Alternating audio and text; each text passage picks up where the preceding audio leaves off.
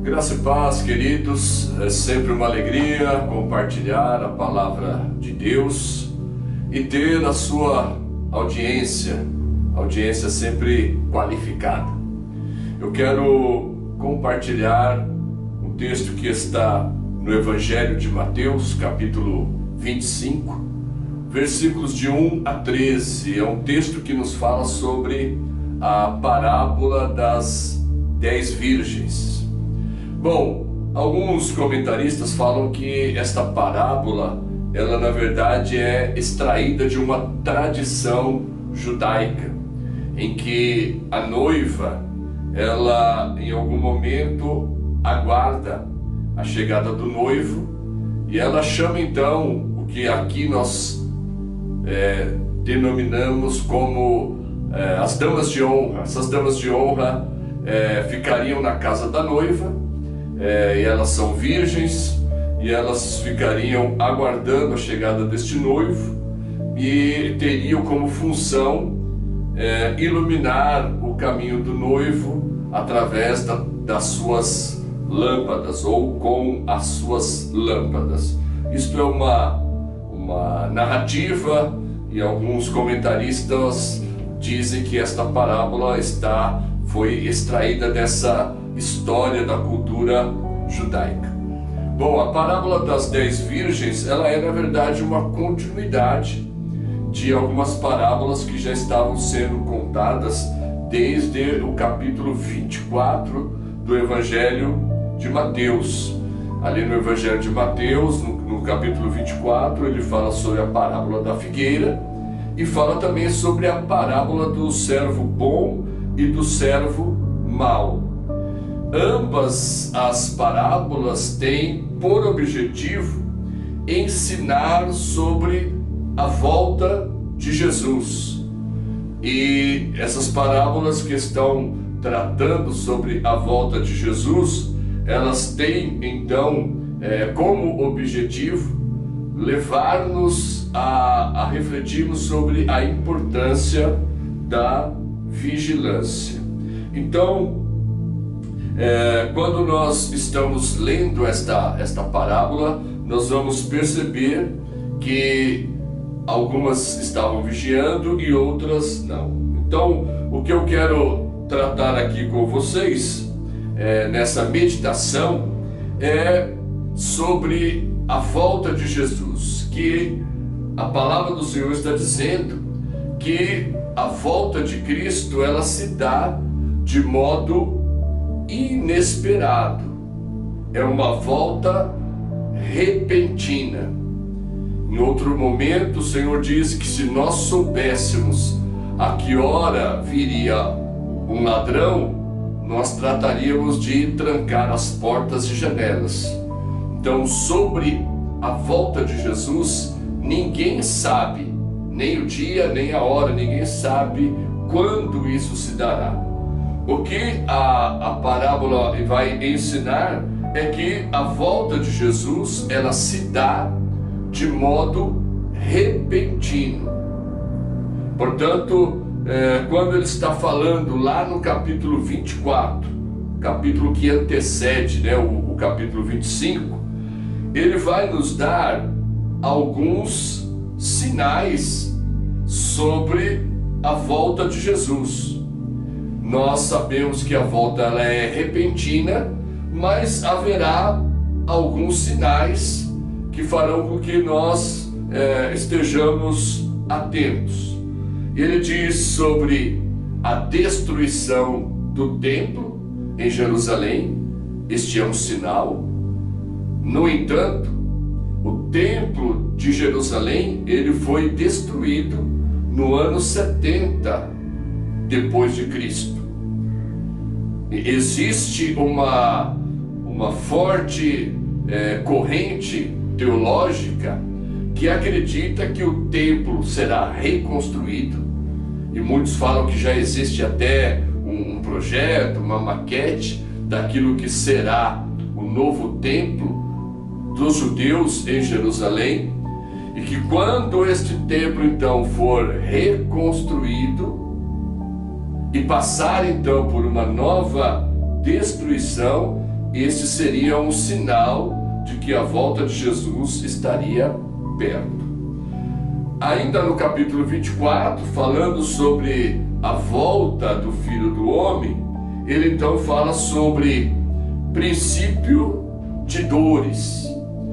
Nos chamados princípios das dores, haverá o surgimento de falsos cristos, e isso já está acontecendo desde sempre. Muitos falsos cristos já apareceram e outros ainda aparecerão. Também, dentro do princípio das dores, surgirão guerras e rumores de guerras. E isso, ao longo da história, nós temos visto. Nós tivemos já 2 grandes guerras mundiais e ouvimos rumores de que haverá uma terceira grande guerra. São os rumores, mas ainda esta grande guerra não aconteceu. E dentro dos princípios das dores, haverá também perseguição aos cristãos. Nós podemos acompanhar os noticiários, a missão Portas Abertas sempre dá um relatório da perseguição aos cristãos ao redor do mundo, e ela também classifica os países em que existe a maior perseguição, e alguns estão lá no ranking entre os top 10 de perseguição aos cristãos. Então, tudo isso é chamado de princípio de dores. E depois, então, virá um chamado tempo da grande tribulação, que também será uma tribulação generalizada em todo o mundo. Estes são alguns dos sinais que precederão a volta de Jesus. Mas a verdade é que nós não sabemos quando a volta se dará, porque ela será de modo repentino. Bom, se nós não sabemos quando se dará a volta de Jesus, nós precisamos então sermos vigilantes. E este então é o foco principal da parábola: ensinar que nós precisamos ser vigilantes. 5 virgens prudentes, 5 virgens chamadas de nécias ou loucas. Aqui, queridos, existem pelo menos 3 linhas de interpretação sobre esta simbologia das virgens, as 5 prudentes e as 5 loucas. Algumas traduções ou tradições doutrinárias vão dizer que as virgens simbolizam Israel e a igreja. As 5 virgens prudentes seriam representando a igreja, e as 5 loucas representavam Israel. É uma corrente de pensamento. A segunda vai dizer que 5 virgens prudentes representam a igreja, e as 5 imprudentes ou as 5 loucas representam o mundo. E ainda uma última linha de interpretação que vai dizer que 5 virgens prudentes representam parte da igreja que será arrebatada, e as outras 5 representam as 5 virgens loucas representariam cristãos nominais, cristãos que não vigiaram e que por isso estariam aqui para representar uma apostasia da fé. Então são linhas de interpretação. O ponto convergente de todas as linhas de interpretação é aquilo que nos importa, é o foco da nossa mensagem. Todos eles vão tratar sobre a questão da vigilância, a importância da vigilância. Versículos 3 e 4 vão nos mostrar que as nécias levaram suas lâmpadas, mas não levaram o azeite. Levaram suas lâmpadas, as lâmpadas tinham uma quantidade de azeite, mas não levaram um azeite reserva para que a luz não se apagasse. Enquanto que as virgens prudentes levaram a lâmpada, mas levaram também o azeite para repor e manter a luz acesa. Notem que existe similaridades entre as 5 loucas com as 5 prudentes. Portanto, todas elas eram virgens. As 10 eram virgens. Se essa questão de virgindade está se referindo a uma religiosidade, então nós podemos entender que tanto as 5 virgens prudentes como as 5 virgens loucas eram virgens. Então havia uma religiosidade nesse sentido. No entanto, a religiosidade em si não foi suficiente para aquelas loucas entrarem nas bodas do Cordeiro. A outra similaridade é que todas tinham lâmpadas. Tanto as loucas como as prudentes tinham suas lâmpadas. E depois, a similaridade também é que todas pegaram no sono. Diz o texto que quando chegou lá perto da meia-noite, elas pegaram no sono, elas estavam dormindo. Então aqui não dá para dizer que só as loucas dormiram, não, todas dormiram. Por quê? Porque a volta de Jesus, neste aspecto humano, demorou. Se nós podemos trazer isso para a igreja, quantos cristãos estão dizendo: Jesus não voltou ainda, e não vai voltar, e o tempo passou. Então, todas as virgens dormiram. Então, elas tinham essas coisas em comum. E isto nos chama a atenção e nos traz o alerta. Por quê? Porque todos nós podemos ser apanhados de surpresa. A volta é repentina e, por causa disso, requer esta vigilância.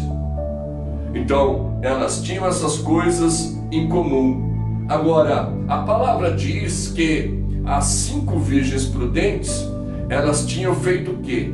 Levado o azeite reserva, para que pudessem estar com as suas lâmpadas acesas. Quando chegou o noivo, as loucas também acenderam suas lâmpadas. Mas depois as lâmpadas se apagaram. E somente aquelas que eram prudentes, que tinham o azeite, é que puderam manter as lâmpadas acesas. Então a lição é que nós precisamos nos manter vigilantes em todo o tempo. Nós não sabemos a hora que o noivo virá. Eu não sei o dia, não sei a hora, não sei o ano. O que eu preciso é me manter vigilante. Se eu posso dizer que azeite simboliza o Espírito Santo, então eu preciso me manter cheio do Espírito Santo. Se o azeite é entendido de um modo natural, do jeito que está escrito, então eu preciso ter sempre à mão aquilo que fará com que a minha lâmpada esteja acesa. Eu, como cristão, não posso ser apanhado de surpresa. Eu desejo entrar nas bodas do Cordeiro, eu desejo estar à mesa com o meu Senhor. E para que eu não seja pego de surpresa, eu preciso vigiar. E esta vigilância inclui manter um estoque de azeite. Seja qual for a linha de interpretação aqui, se é simbólica, o azeite representa o Espírito Santo, então se mantenha cheio do Espírito Santo. Se é literal, o azeite é o azeite mesmo, então ele está apontando apenas para o fato de mantermos este azeite. Então mantenha, esteja vigilante. Não sabemos que hora que o Senhor vai voltar, mas sabemos que Ele vai voltar, e para isso eu preciso estar atento. Leia os sinais, que são os sinais da sua volta, mas sobretudo esteja vigilante, para que você não seja apanhado de surpresa. Amém? Que Deus te abençoe, que você possa compartilhar esse vídeo, que você possa deixar ali o seu like, a sua curtida, para que muitas outras pessoas também possam ser alcançadas. Deus te abençoe ricamente.